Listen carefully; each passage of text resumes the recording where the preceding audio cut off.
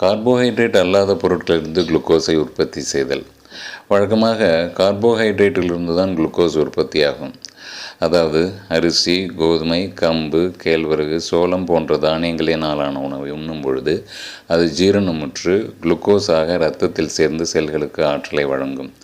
பிறகு தேவைக்கு அதிகமாக இருக்கும் குளுக்கோஸ் மாலிகுல் ஒன்றாக இணைந்து கிளைகோஜனாக உருவாகி கல்லீரலிலும் தசைகளுக்கு இடையிலும் சேர்ந்திருக்கும்.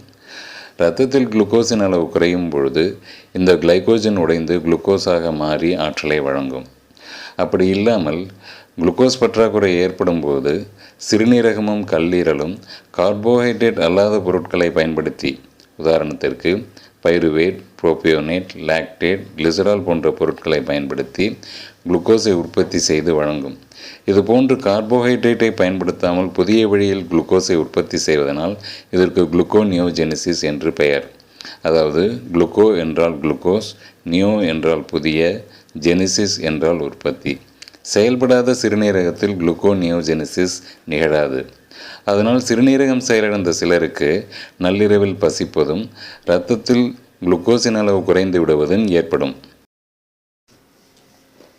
எலும்புகள் கால்சியத்தையும் பாஸ்பரஸையும் நன்றாக உறிஞ்சிக்கொள்ள உதவும் வைட்டமின் D3யை உருவாக்குதல். வைட்டமின் D நம் உடலில் ஒரு ஹார்மோனாக செயல்படுகின்றது. அது சூரிய ஒளியிலிருந்தும் உணவிலிருந்தும் கிடைக்கின்றது. ஆனால் அவ்வாறு கிடைக்கும் வைட்டமின் Dயால் அப்படியே கால்சியத்தையும் பாஸ்பரஸையும் உறிஞ்சிக்கொள்ளும் திறனை பெற்றிருக்காது. அதனால் அதை செயல்பட இயலாத வைட்டமின் D என்று குறிப்பிடுகின்றனர். சிறுநீரகத்தில் சுரக்கும் நொதியின் செயல்பாட்டினால், நொதி என்றால் என்சைம், அந்த நொதியின் செயல்பாட்டினால் கால்சிட்ரையால் ஹார்மோனாக, அதாவது வைட்டமின் D3ஆக மாறிய பிறகுதான் அத்திறனை பெறும். இதுதான் செயல்படும் வைட்டமின் D ஆகும். வைட்டமின் D3 நம் உடலில் 3 இடங்களில் செயல்படுகின்றது. குடலில், எலும்புகளில், சிறுநீரகத்தில். குடல் கால்சியத்தையும் பாஸ்பரஸையும் நன்றாக உறிஞ்சி இரத்தத்தில் சேர்க்க வைட்டமின் D3 உதவி புரிகின்றது. எலும்புகளிலும் அதேபோல் எலும்புகள் கால்சியத்தையும் பாஸ்பரஸையும் நன்றாக உறிஞ்சி திடமாக இருக்க உதவுகிறது வைட்டமின் D3. அது மட்டுமல்லாமல் இரத்தத்தில் கால்சியம் மற்றும் பாஸ்பரஸின் அளவு குறையும் பொழுது அதை ஈடு செய்வதற்காக பாராதைராய்டு ஹார்மோனுடன் இணைந்து வைட்டமின் D3 எலும்புகளிலிருந்து கால்சியத்தையும் பாஸ்பரஸையும் உறிஞ்சி இரத்தத்தில் சேர்த்துவிடும்.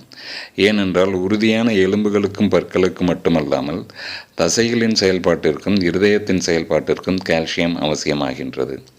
எனவே இரத்தத்தில் கால்சியம் சரியான அளவில் இருத்தல் வேண்டும். சிறுநீரகத்தில் வைட்டமின் D3யின் செயல்பாடு என்னவென்றால், பற்றாக்குறை உள்ள போது கால்சியமும் பாஸ்பரஸும் சிறுநீர் வழியாக வெளியேறிடாமல் தடுப்பதற்கும் அவைகளை சிறுநீரகம் நெஃப்ரான்கள் வழியாக மீண்டும் உறிஞ்சிக் கொள்வதற்கும் துணை புரிகின்றது. இத்தனை செயல்பாடுகள் உள்ள வைட்டமின் D3யை மேலே குறிப்பிட்டது போல சிறுநீரகம்தான் உருவாக்குகின்றது.